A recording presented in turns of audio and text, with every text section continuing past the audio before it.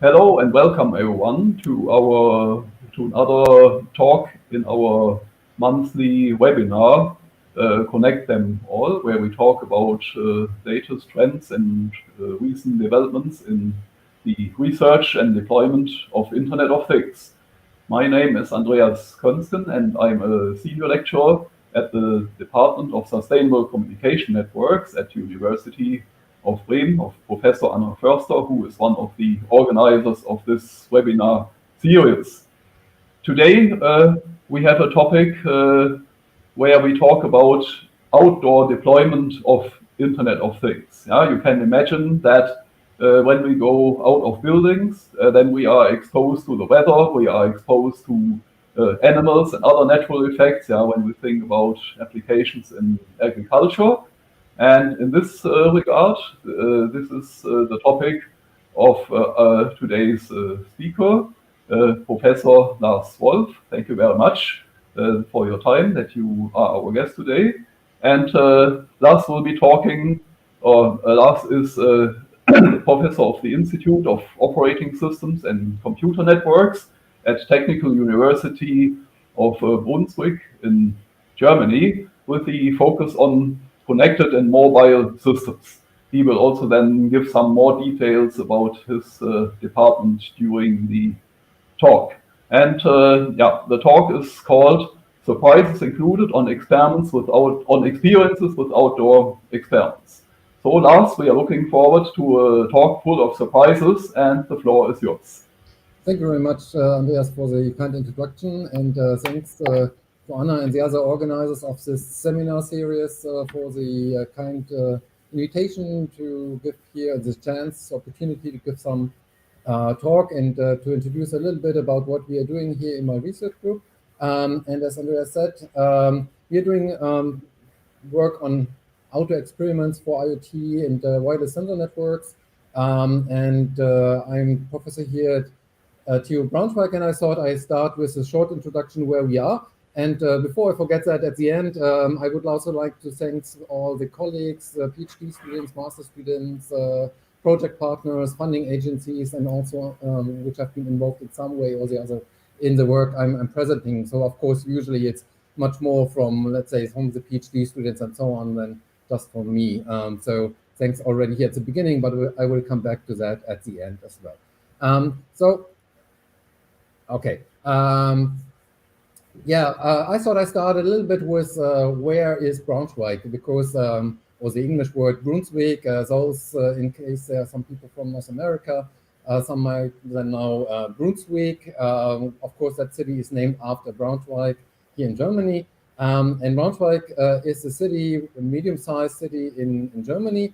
So if you take a look here at can you see my mouse pointer? Yes. Here in Europe. Oops, that was too fast. So we are more in the northern parts compared to Bremen, where Andreas is located, or Anna is located. We are a bit more in the south and a bit more southeast, so approximately 250 kilometers west from Berlin. Here we have, which is not that well known, one of the most active research regions in Europe, because there are various institutions, research institutions, of course, the Technische University, which was founded already in 1745, and is in this regard the one with the longest tradition as Technische University in Germany, at least. People like Karl Friedrich Gauss were born here in Braunschweig and have been one of our first or early alumni.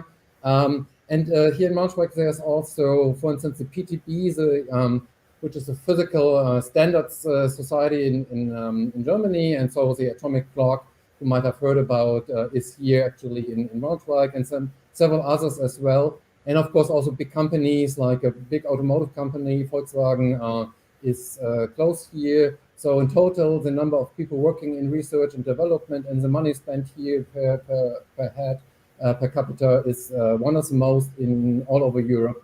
That's typically not that well known, but I use that as advertisement opportunity maybe, that you might be more interested in what happens here, and in collaboration maybe in future. So here, as said, we do research in the Institute of Operating Systems and Computer Networks. We are part of the computer science department. So my own background is informatics or computer science, but close to electrical engineering. And of course, we also have strong collaborations with colleagues here in EE, at my university, but also in other places. We are part of the so-called Carl Friedrich Gauss faculty because, as I said before, Carl Friedrich Gauss was born actually not that far away from where I'm sitting at the moment here. Long time ago, of course. Yes, and my group is called Communication Networking with and for the Real World, and we are doing mostly research in two areas at the moment. One is on vehicular networking, so the cars communicate among each other, and we could also consider that as Internet of Vehicles, or that this is also related as big sensors, but several of the requirements and demands are different. So I will concentrate here more on the left side at the moment, or for today, on embedded systems, wireless sensor networks, Internet of Things, cyber physical systems. I mean, there are a lot of terms, many terms, which are pretty often quite related. And I will usually from now on, use terms like wireless sensor network or IoT, which in my point of view could be distinguished a little bit, but they are so close that it's often quite difficult to do that. And so let's put that into one equivalence class, kind of. So what do we have then? We have, of course, various nodes, and they are connected and finally to some kind of sync. And research in that area has been going on already for a long time. You could say that's not only for many years, but already for decades, since the late 1990s at least. Some people are working on this area. And that's often research in networking and systems, what has been done, and various usage scenarios have been studied. And quite often it's clear that energy efficiency and reliability are needed. So for what does it mean? Is it needed? And there have been, of course, also studies in different aspects, and then for single nodes and for the network as a whole. Sometimes it also said it's not a single node which is important for such type of system, but that the network in general is working. Nevertheless, we have to see what does the impact of reliability of the single components means, also for the impact or for the reliability of the whole one. And over the many years, many studies on paper, simulations in labs, specific test labs generated for that or set up for that were done. And of course, they are very helpful to understand basic characteristics, theoretical limits, to some extent also how things behave in real kind of setups. But we all know if you go outside, it can be quite different. I know I mentioned that already before, and I know there are some very interesting projects in Bremen as well, including animals like wolves. I know a bit about this, and I think we all know that if you go outdoors, you have sometimes situations which you have not considered before, and that's a topic what I want to talk about mostly. That such experiments in the real application settings then are not only needed, but they also teach you something about what is really going on. Of course, the others are important as well, but then outdoors you find out what are the properties you have to consider. And often, at least from what we saw, that you considered first you are prepared very well and did thought you have been considered and analyzed the problems and what can happen, what can go wrong, and nevertheless, other things then go wrong as well. And that's what I wanted to talk about. So such networks, sensor networks in real-world conditions, they are affected by various environmental issues, as Andreas already said at the very beginning, like temperature, water, animals, dust, and so on. And then the question is, what does it mean regarding the reliability and the robustness? So how efficient are transceivers, for instance, in that case? How about hardware faults? What happens in different places? What can go wrong? Regarding energy, it would of course be nice if we have some mains power supply, energy supply, but often it's not possible. So can we go with batteries? Or can we have some kind of energy harvesting and so on? And how about connectivity? From there, where we have this deployment to some other systems to backend systems and so on. And of course here, I also would like to show with some pictures from systems we developed and deployed in different settings, that you can see already that temperature ranges can be quite different, and humidity or water can play a role, and so on. So the very left one is in snow and ice, some deployment where we did some experiments. And of course, temperatures as well as water aspects are different to the middle one, which was a deployment we had for some specific purpose in close to Manaus in Brazil, in the Amazonas. So of course, temperatures there are, and things like sunlight exposition and so on, quite different. And the right one, that's more in Germany here, in a bit north from us, in an area called Lüneburger Heide, for those that are here more from Germany. And there we did some outdoor experiments, and I will come back to that in a few minutes. So how questions for sensor networks in the real world then mean how to achieve robustness and reliability despite rough environmental conditions. So there are different node failures, differences between single nodes, sporadic hardware faults, all that can happen, and what can we do about this? And how to deal with constrained energy resources. So energy efficiency is influenced by all parts, by the hardware itself, by the electronics, of course, but also, as we all know, by protocols, by applications. The way we design protocols have major impacts on the energy efficiency and the energy demands of our systems. Can we use harvesting? For which type of system can we use? Which way of harvesting? Is there something beyond wind and photovoltaic, for instance? And then also questions like how to deal with limited connectivity. So communication might only be possible at certain sporadic times. And then here some more in addition to the pictures I have had before. On the very left, that's a refinery in Portugal where we have had a European project together with some partners. And there, of course, also access to the systems there is limited. Or even if it is somewhere close to our own settings in a manufacturing hall, might also be difficult to get access, as we have that there on the very right side.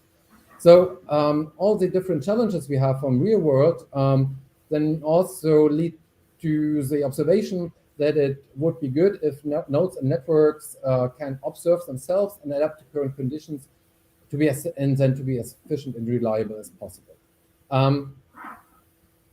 So then we can see that in real-world test setups, it's not always that easy to get access. And those who have been attending the presentation last time in early June, Wienke Günzelmann told us, if I remember correctly, that kind of most real-world deployments of sensor networks, IoTs, fail at least on the very first attempt, and then probably also many on the second one. I think it was something like only 20% are successful and 80% have to try again due to various issues. And so the question is, what can we do?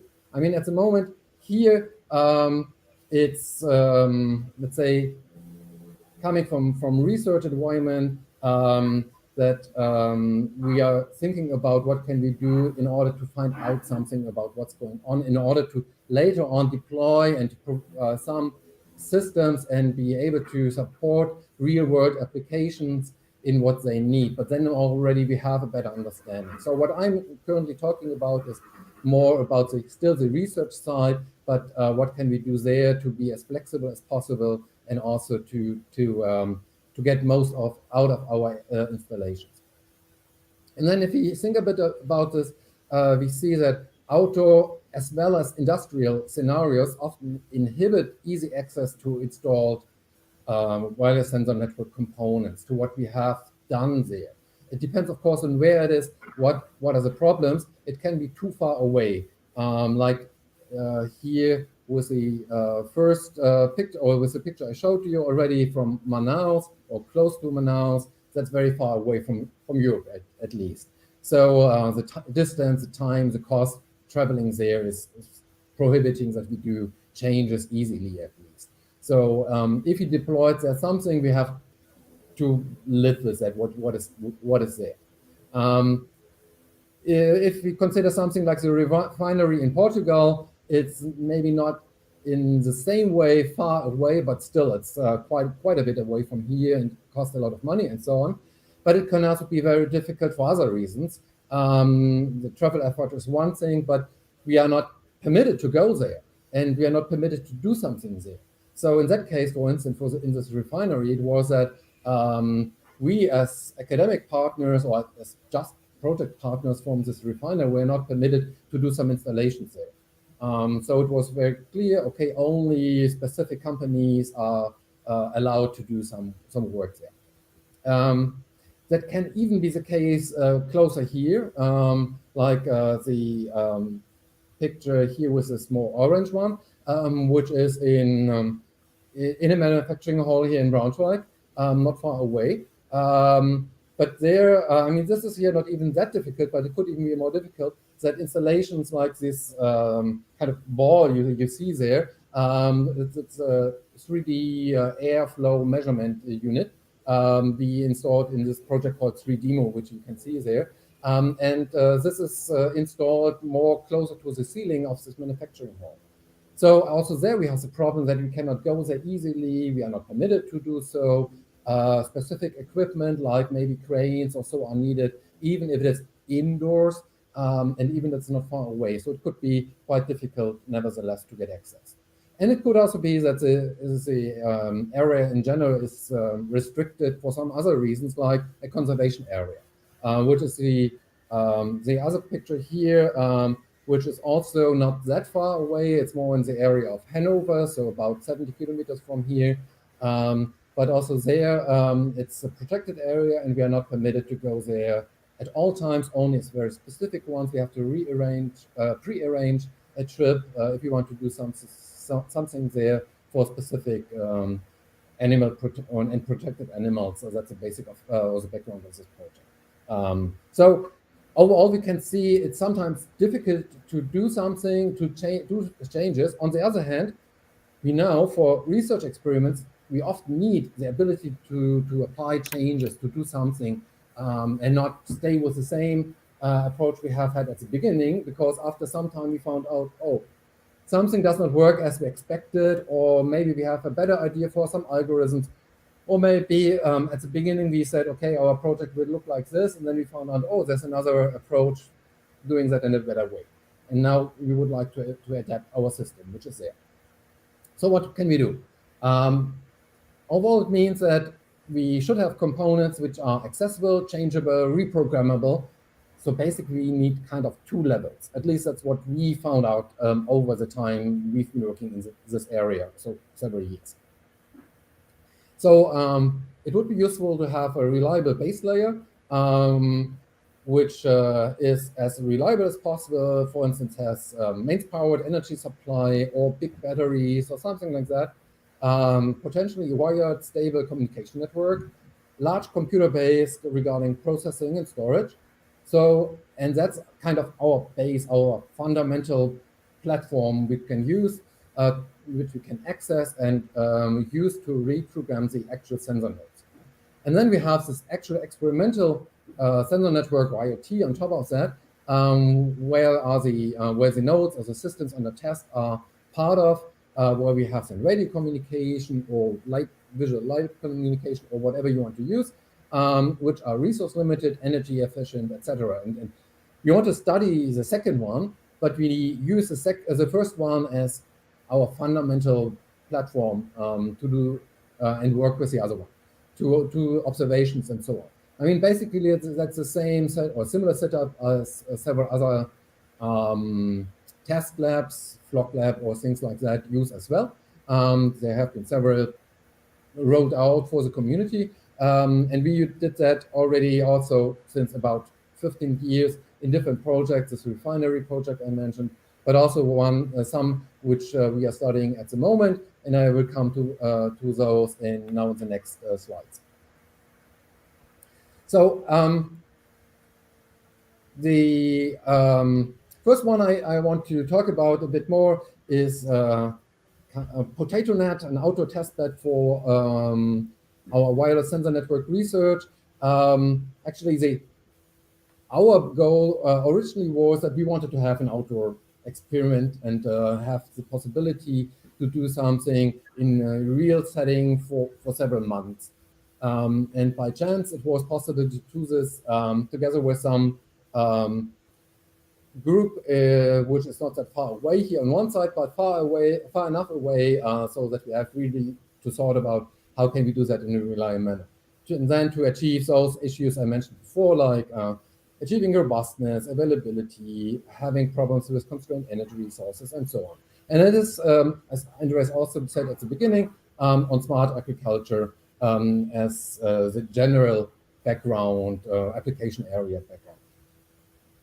So that was a joint work with an institution called VSD, in a little, very little village I never knew before that it existing, and I guess most other people here as well. It's very small, and they do basically research on potatoes, how to grow them, how to crop them, how to store them, and they provided us with the possibility to do several trial fields to do our work there.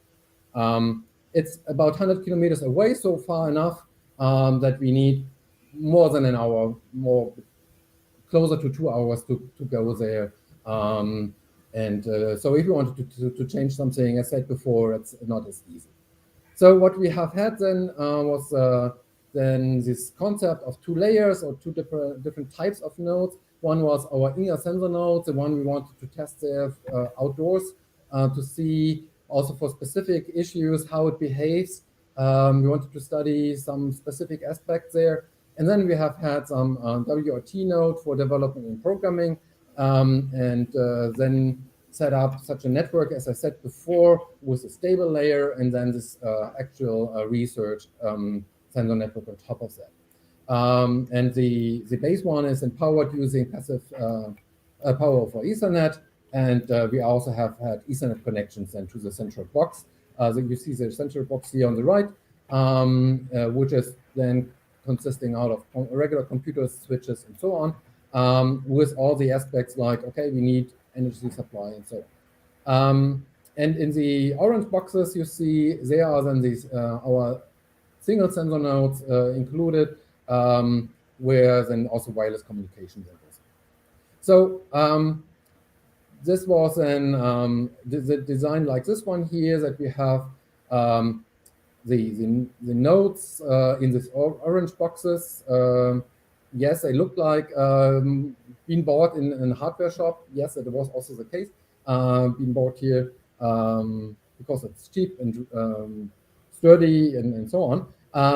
And then we can have then the ability to program our sensor node here on the very right side from the larger node, where then it was possible to reprogram then. It was possible to do all the measurements regarding energy consumption, reliability, and so on. And they are then connected to the central box, where we have had then a regular embedded Linux computer, and from there on, then using some additional communication means, being able to transmit all data back home here to the university. The setup was that we have had several nodes deployed here. That was from the first year. As I said, we have had several years at different fields, then deployments. And then you see problems like you have to cross a road. That's the dashed red line here. There, of course, it was not possible to lay some cable or so on. So it was necessary to set up a wireless bridge there. Then the distance between the station on the very left side, that's basically a farmhouse where internet connection was available. Then to the other components was too far away to just use regular Ethernet or something like that. So we used the DSL approach, DSL modem style approach for that. Then we have had here on that field the different nodes, and then we, from our side, we then did experiments like what is the range, what is the reliability, what is the impact of different weather conditions, and also different things. And some of the challenges we saw there, were then things like lack of infrastructure, as mentioned before. We were able, unfortunately, together with the colleagues from this VSD, to install a permanent power supply for our central box in order to power the other ones, which enabled then the reliable experiments. Otherwise, it would have been difficult to do real-world experiments, because otherwise the risk that something happens is too big. And of course, as in the other systems we had before, we also use that for reprogramming, so that we changed the code, we changed the experiments we wanted to do over time, and so on. Well, we saw issues like reachability. Just driving there is quite a while, or needs quite a while. Weather conditions, water and heat. So also summer temperatures can be a problem. Animals, and so you see some issues here, like we don't know exactly what happened here in the middle. There was probably some animal, maybe a boar, taking our cables a bit further into the forest. Someone either cut by a knife, or maybe an animal cut the cable. All these things can happen, and of course that's not expected. And we also have had the issue during some of the years where we had the installation there, that some components were disappearing, were stolen, basically. We don't know why. I mean, it was clear what it is. It's a research project and so on, but someone probably thought, oh, it looks interesting. I would like to take it with me. Lars, may I cut in Yeah, sure. with some few questions? So one question would be, so you say that you have a power and a DSL link, yeah, which I think might be hard to access these things in rural area, because we know that in Germany there are, even in villages, often the people there have problems in the inhabited areas to get a DSL connection. So how did you arrange for the DSL and the power? Yeah, I said that might be difficult in these deep rural areas. How did you do that? Yeah, well, the DSL was basically from our own setup, because the components were too far away for something else. Or, I mean, of course, it's always a question, what type of technology do you use for which price? So this was more not the public kind of DSL in that regard. It was for our own purposes. And fortunately, this farmhouse had already internet access. I mean, they also have, they are not big, but some people working there. And but yeah, you don't have big bandwidth available there. And regarding power, it was indeed the possibility, because the colleagues there had the chance to set or talk with companies specialized in that. But that was not possible for all different deployments over the years. It was for the first two, but I think for one of the years it was not possible. And then we had to rely more on batteries.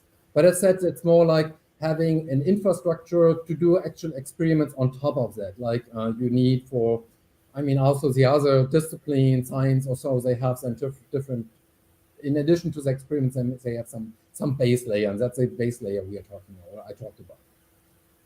Another question would be, so you have sensor boxes above the ground in the field, so isn't this a problem for the farming machines? Yeah, these machines that the farmers use are very big, and how can they avoid, when steering these big machines across the field, how to damage these sensor nodes? Yeah, very good question. I will come back to that in 2 slides from now. But yes, that's a problem. That's right. There's no good answer for this. But I will come back to that, at least to the general problem.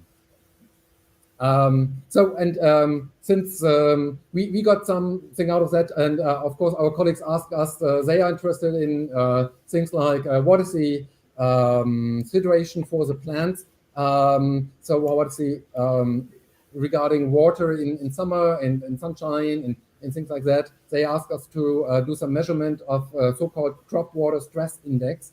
And this slide here just shows what we developed together with them, where we did that measurements with soil, air, and surface temperatures. Also, some moisture was measured, and the idea is only with that slide to show that we provided them with some data, and they were able to understand better what happens with the plants, which is very important also in future. to better understand when it is necessary to provide water, additional water to the plants, and when can that be avoided because there is enough water. And we did some measurements also regarding the soil and air temperatures here, for instance. The question regarding machinery which is existing there and running across the fields, of course that's important. On the one side, on the other side, the colleagues there from the station, from this potato research, asked us whether it's possible to use existing agricultural machineries with further mobile sensor techniques. So, and then we said, yeah, why not? And so we have here a so-called field sprayer they have anyway, and they can use for spraying, but also for other purposes now, because it was extended with some sensors where we can have then some plant temperature measurements using that equipment we provided here. The idea is then, as I will show on the next slide, that we collect data while this, let me show it this here, while with the tractor with the field sprayer is going over the field, and then to have additionally small sensor nodes doing temperature measurements, for instance, and depending on what else is important, providing that information to other a little bit bigger nodes, which can have then also photovoltaic modules, solar modules for power supply.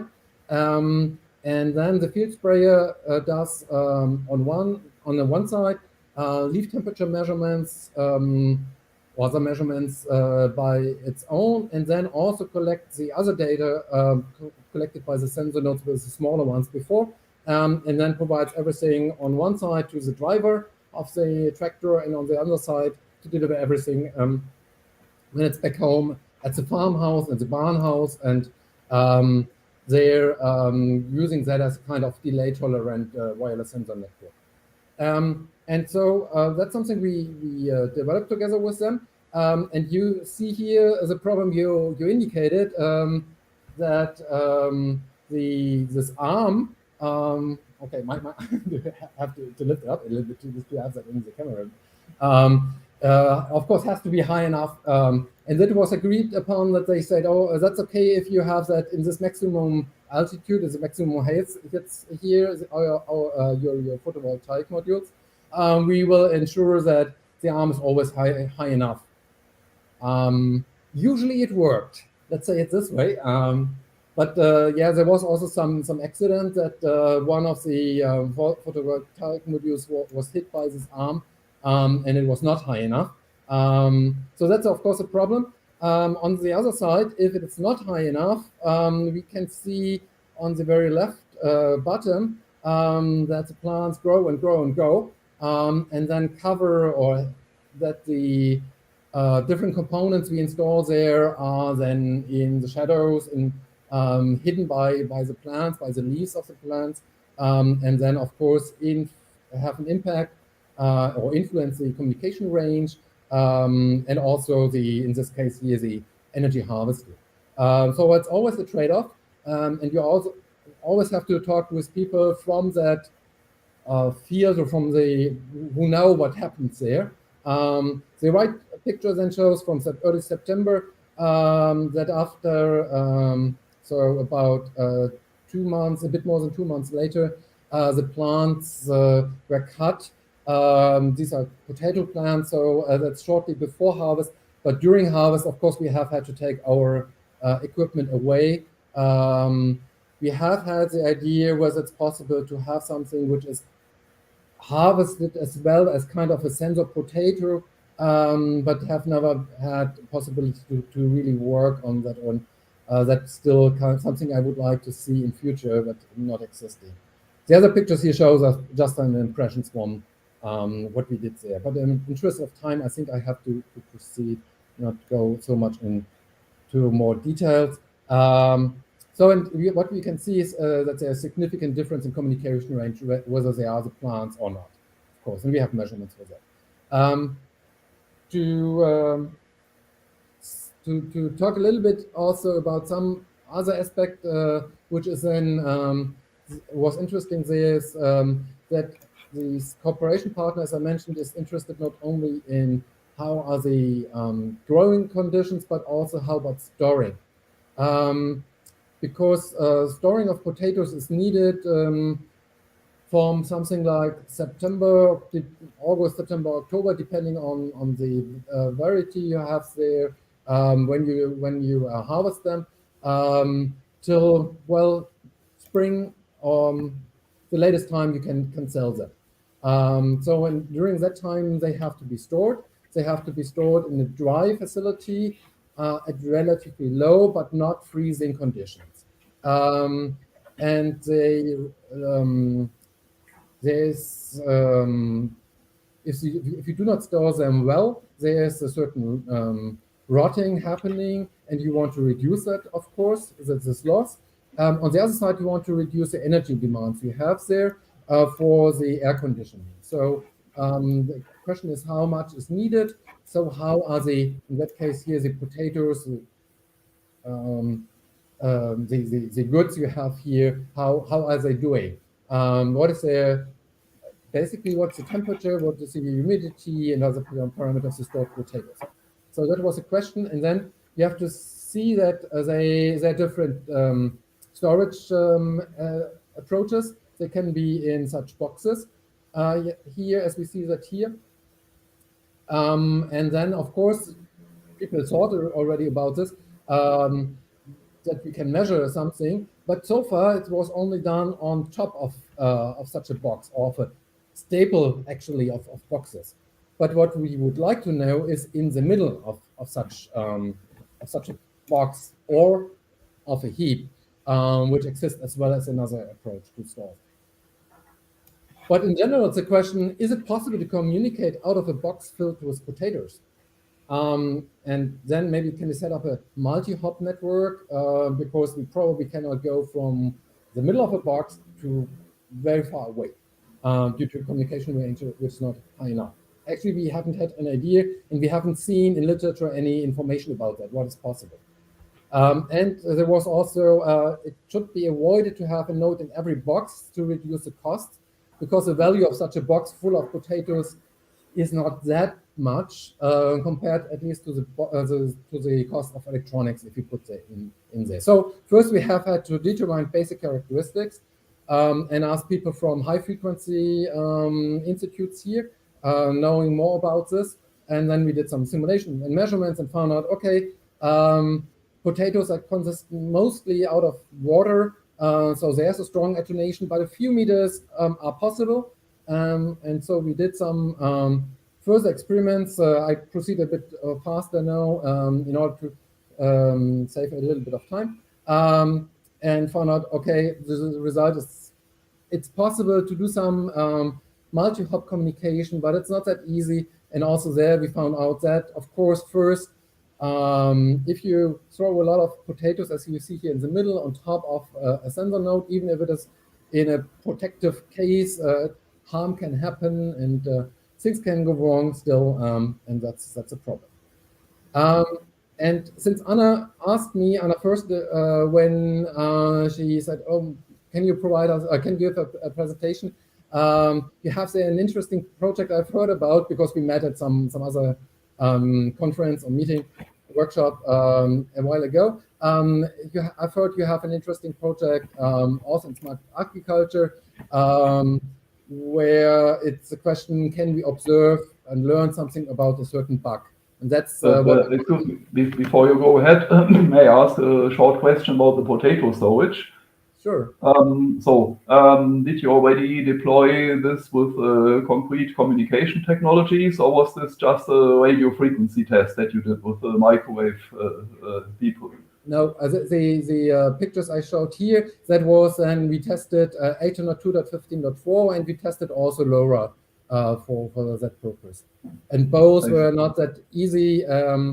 The problem, as I said, is potatoes consist about 90% out of water.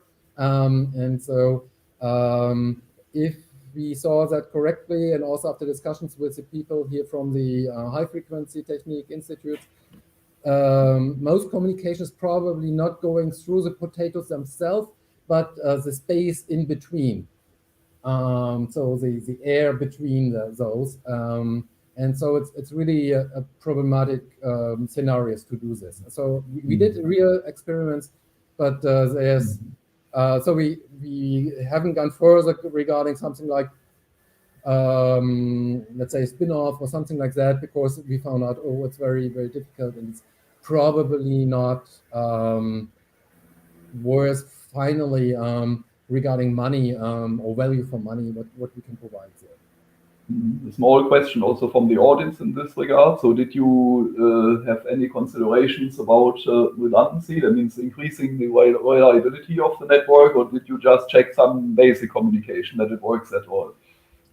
Of course, we have had some reliability measures. I mean, it was then also, can we do retransmissions? What kind of coding is best? How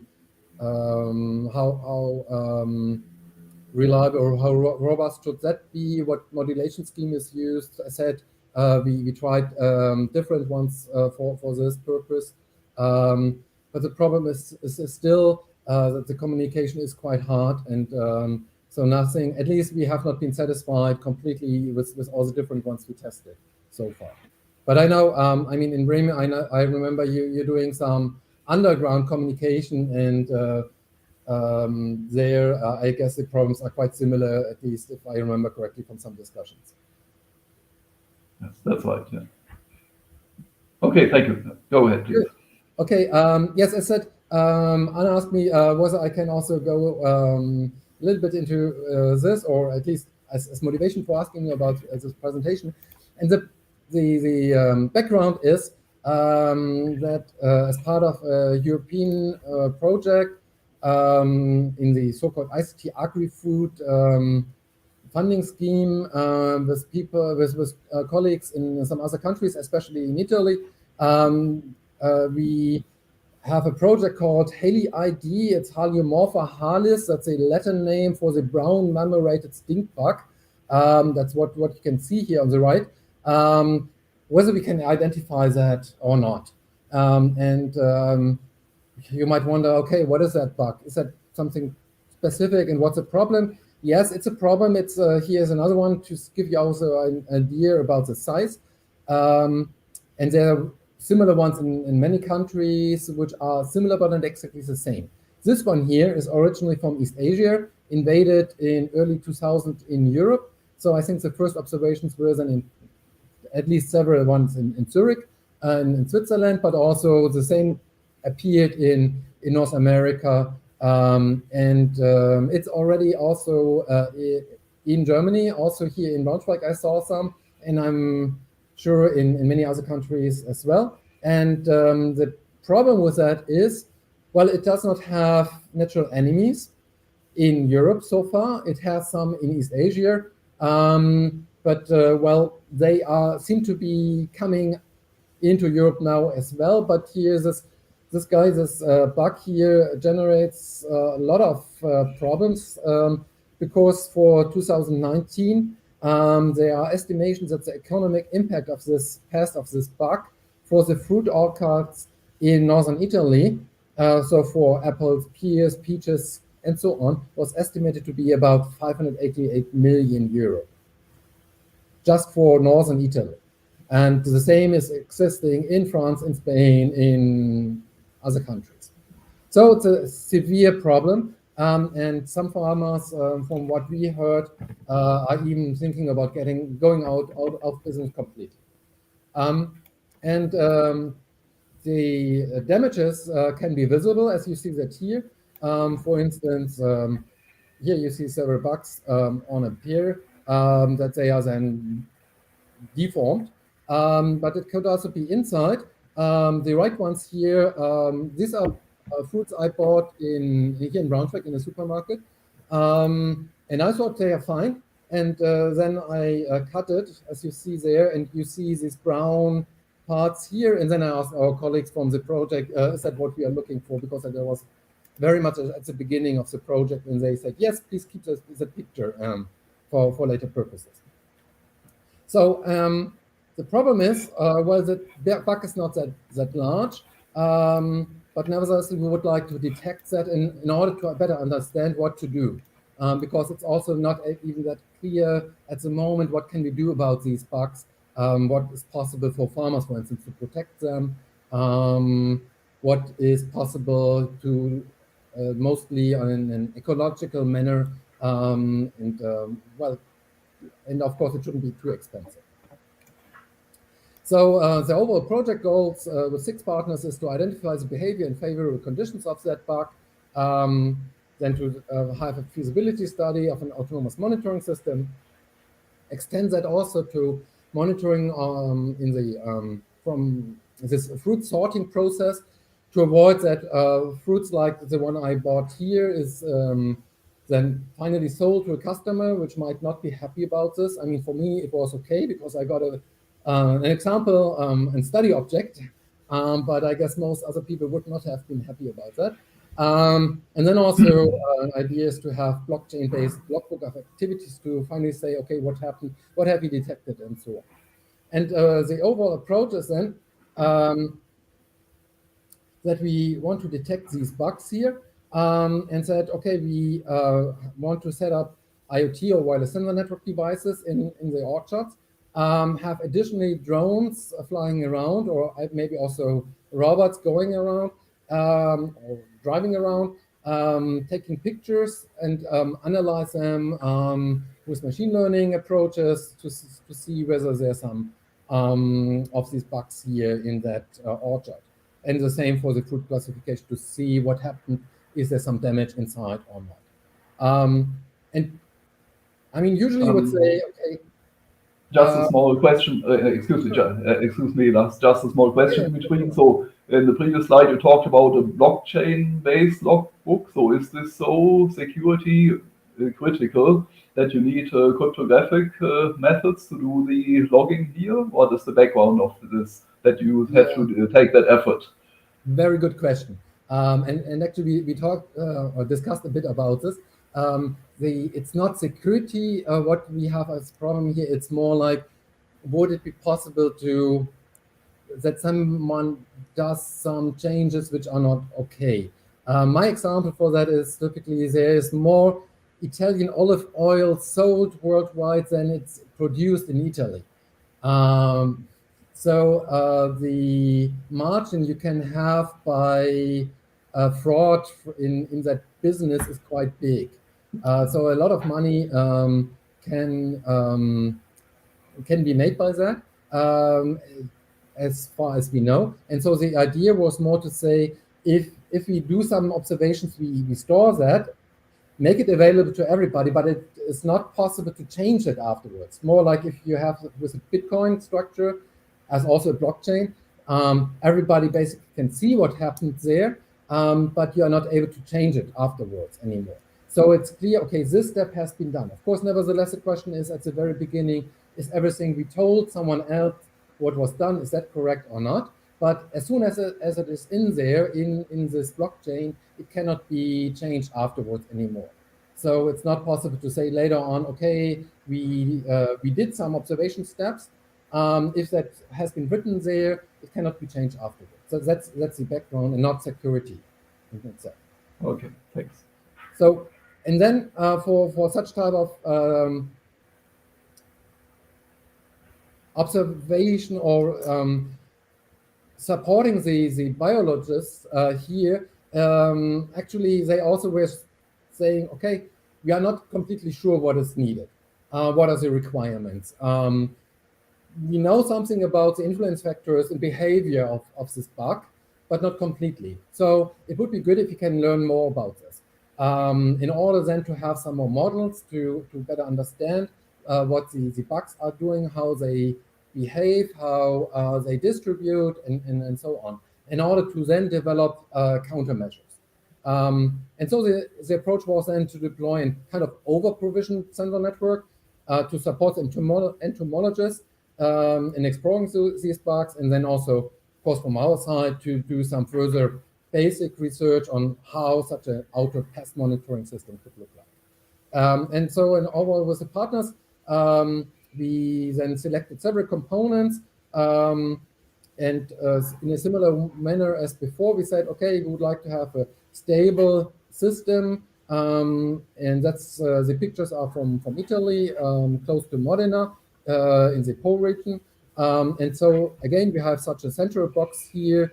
We have then larger nodes where then smaller nodes can be connected to. We have some light sensors, like the one here in the left upper corner, and the overall structure, as you see.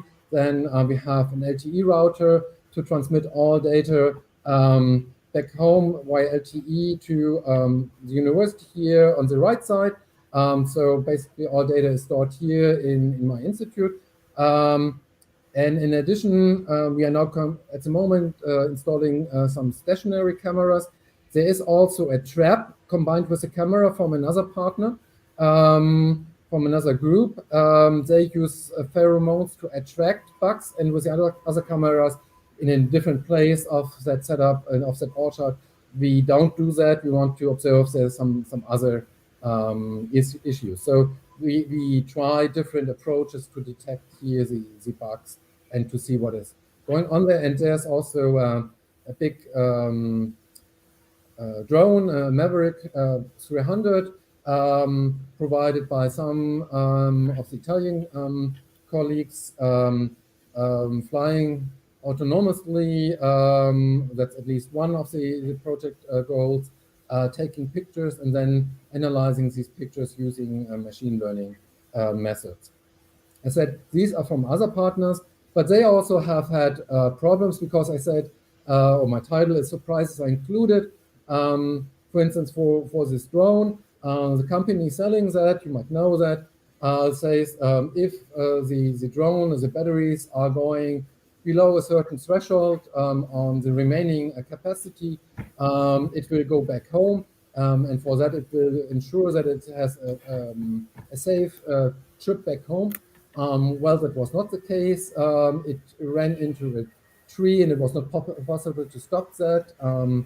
So that was not as working as expected.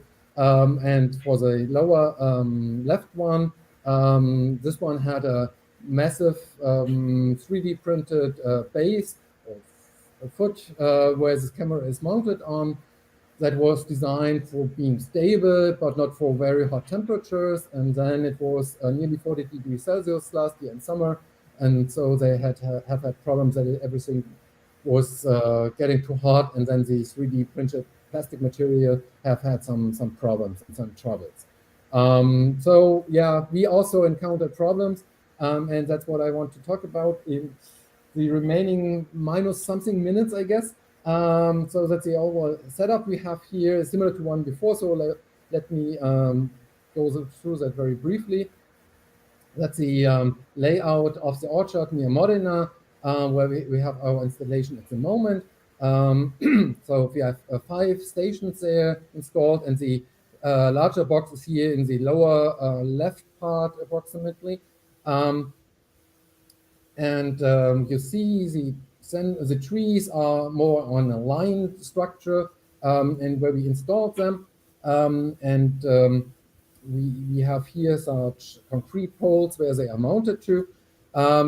Regarding the sensor system reliability, the overall one we have here for several components picture. And you see here where sometimes it failed completely. And we then discovered, well, our main box was unplugged by the farmer. I mean, of course, we talked with the farmer, okay, here, that shouldn't be unplugged. But for some reason, it seems that nevertheless, something happens there on the main energy supply. So what can we learn and take away? Also, such a system is only as long as reliable as nobody unplugs this main box. Then we have had some problems with electronics, which was soldered by hand, because it's also an issue what we can buy, how professionally we can produce that. It was not our very first setup, but nevertheless, we have had some problems with that component. We have had some cables, tried to attach them to something which should not be destroyed, There are some water lines here indicated by this pink arrow, but also there, for some reason, something happened there. They were damaged and did not work then as good as intended originally. Regarding this light intensity we wanted to measure there, we have had in discussions also with the biologists and some others. We have had 3D printed transparent Stevenson screens. These screens are called Stevenson screens and work. Well, that was at the beginning, and 7 months later, they looked a little bit different, of course. And of course, this has an impact on the light intensity, what you measure there. We did that afterwards, then some additional measurements at home and see without housing, clean housing, or polluted housing, that there are significant differences. And it's not easy to then correlate that, unfortunately. I mean, it would be fine if you can say it's always a certain correlation, but that was not possible, unfortunately. The temperature inside of the boxes were okay. We have been a bit afraid that this would be too hot, but we found out it was never going beyond what was the specification for that. Good. Let me skip the next slides and go to my conclusions. Otherwise, I'm using too much time. Sorry. So overall, experiments in real settings, and these are outdoors, but also industrial, as I mentioned, manufacturing halls, for instance, or otherwise harsh environments. I believe they are important and necessary and can also be fun. I mean, you at least learn something about areas which are not the one you're typically working in, studying in, maybe also not paid for. But in general, such experiments need substantial preparation. They can nevertheless be difficult and always come with surprises, even if you think you prepared very well and took a lot of tools, etc. with you. Something is missing all times. It always happens. Be it in one of the different scenarios we have had a look at so far. And with that, I would like to especially thank my colleagues, students, project partners, funding agency, and of course also the audience for being part here of this presentation today. Thank you very much. Thank you very much, Frank, for your very interesting presentation, which also gives some valuable inputs for our research work of our own department. To wind up, I would like to bring up two other questions from the audience. So one question is, there's a research group who are doing, they are deploying an apple orchard with a size of about 4 hectares. And they are asking about what are the golden rules, what is the best practice that they should consider in their design when deploying IoT in such an environment. Very good. Yes, I know there are various other projects like apple orchards. There have been some on peaches and vineyards, and I think we all know that there are different ones. To try to think about all different things which can go wrong, and then take twice as much effort on trying to avoid the problems, but nevertheless you will have something. I mean, if you want to, I'm very happy if we can talk about that and discuss that later. I think there's no certain golden rule which will avoid any problems later on. Something will happen. And if you have, 4 hectare, that's of course quite a big one, 200 by 200 meters. Already you will have to think about where to install which components and so on. What are the ranges you have for the technology you have? And of course, it's a money issue as well. How much is your budget? So I guess it will be very interesting, and I would be very happy to talk with you about this. Okay, so last question from the audience. So you have conducted several experiments using cables, wired connections. So what is the maximum feasible area or range that you think can be economically or technically covered in this way? Oh, yeah. I mean, the cables were, as I said, to provide a kind of safety net and a reliable base or fundament to do the other experiments on top of that. And for this, for instance, 4 hectare, so 200 by 200 meters, that would also be difficult to rule that out in a very good manner. So for that, what I would do is to set up a small part with such a reliable one, and then have for the other ones, based on the experiments you gained probably in the first step with this base setup, then go for another one without that, because it wouldn't be possible to do that in a very large one. I mean, he also feels this pear orchard in Italy. That's only the small one we got there. Behind this approximately 40 by 40 meters, there's several larger ones, and there it would also not be possible to do this cable-based one. I guess it's too expensive usually. Of course, if you have enough money for that, it would be possible. But then this question is it worthwhile, and also the other effort you have to spend, manpower needed, and so on. Okay, that's it. So thank you very much again, Frank, for your very interesting presentation. Thanks for the audience for their active participation and asking questions. So I would like to already point you to the next talk. That means this is on the 3rd of August with the topic on the indoor localization. That means where we have TinyML, a small-scale machine learning-based unit, in order to do the classification for the indoor localization, where the speaker is Diego Mendez. So that's all for today. And then again, thank you very much for your attendance, and goodbye, and see you soon next time. Thank you. Thank you. Bye-bye. Bye-bye.